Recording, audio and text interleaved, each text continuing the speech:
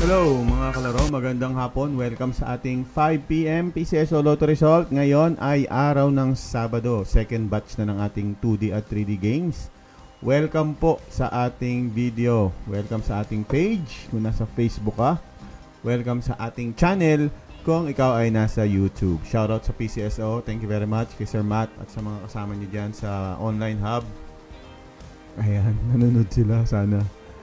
Okay, so mga kaibigan, pinireview lang nila yung ating vlog sa behind the scenes ng ating pagiging judge nung last Sunday. Isang linggo na pala yun, ano?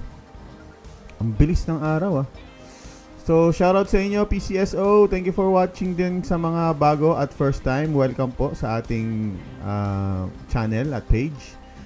June 7, ang game natin, syempre ngayong hapon ay 3D Lotto at 2D Lotto. Sabay-sabay po tayong manonood ng live draw.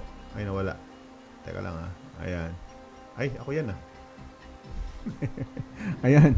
Sabay-sabay tayong manonood ng live draw dito sa PCSO Gov YouTube channel po yan.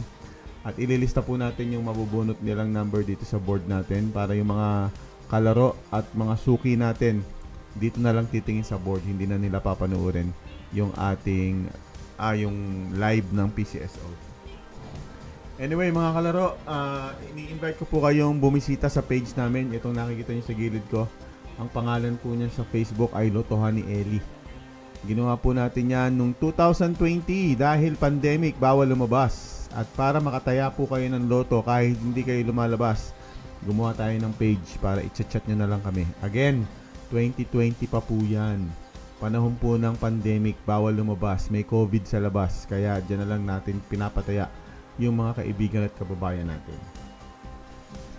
Ayan. Shoutout Crystal, Leslie, thank you for watching. Hello din kay Judith Francisco. Gumagana na yung chat natin. Makikita ko na kayo. Okay.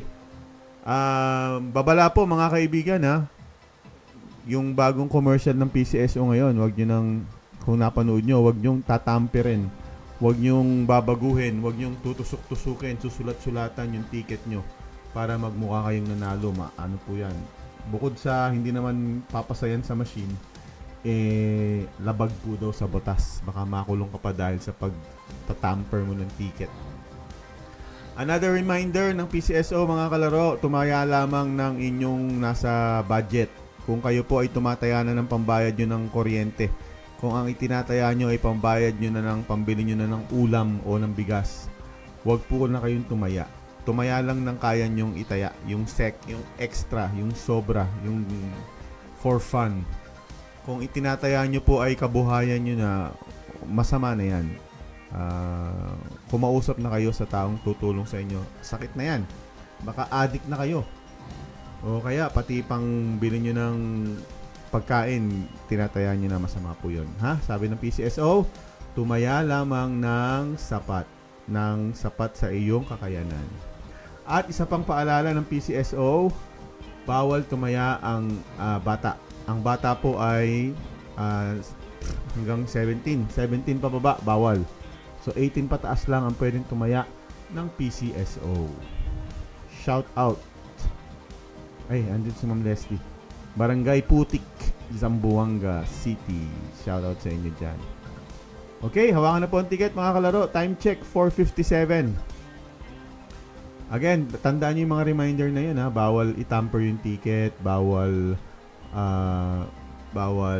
tumaya ang bata, at bawal itaya ang pambili ng ulam o ng bigas o ng pagkain. Tumaya lamang ng inyong nasa budget. Okay? Shoutout kay Carmen Cabiles, 218-517. Good luck. Hawakan na po ang ticket, 4:58. Magsisimula na tayo. Let's go.